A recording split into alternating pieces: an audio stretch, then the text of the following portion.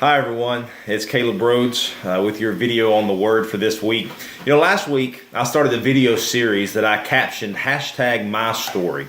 And this week I would like to share my personal testimony with you as to how I came to belong to Christ.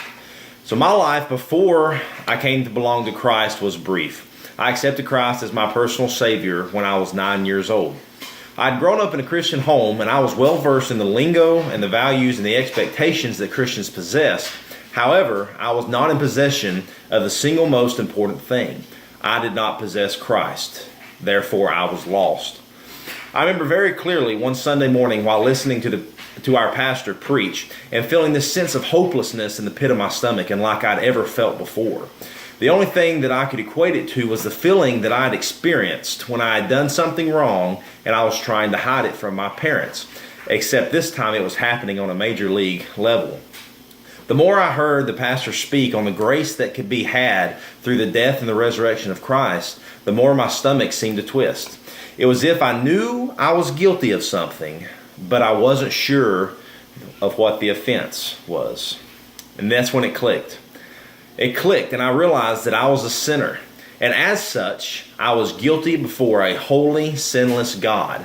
Just as a criminal stands guilty after being condemned by a judge, the only way that I would be able to enter heaven is if the consequences of my sin were satisfied. That is when the full realization hit me. Jesus was God's plan to save me from hell. He had lived a perfect sinless life, and He had willingly died as a sacrifice for my sins. He had literally taken my place on the cross. So upon this realization of my depravity in light of God's glory and my need to accept His Son as the Lord of my life, my whole life changed. It was all I could think about. It literally took control of my mind.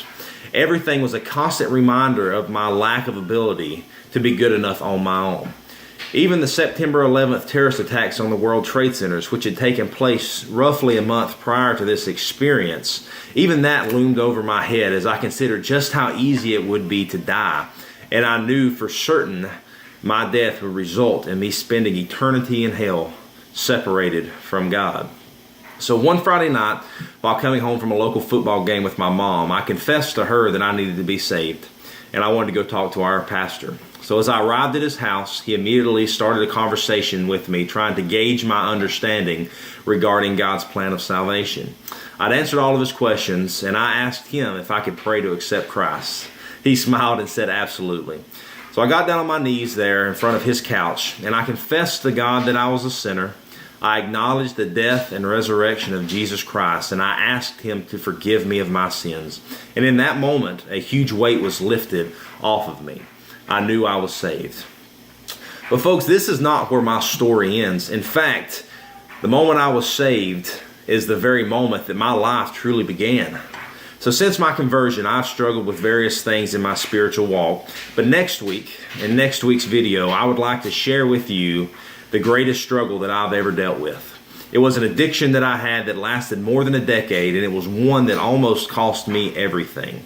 I hope you'll join me as we continue this series on the hope that exists in Jesus Christ and how that hope led to my story. Remember, if you are saved, the question is not, do I have an incredible story? Your question should be, am I telling the incredible story that God has given me?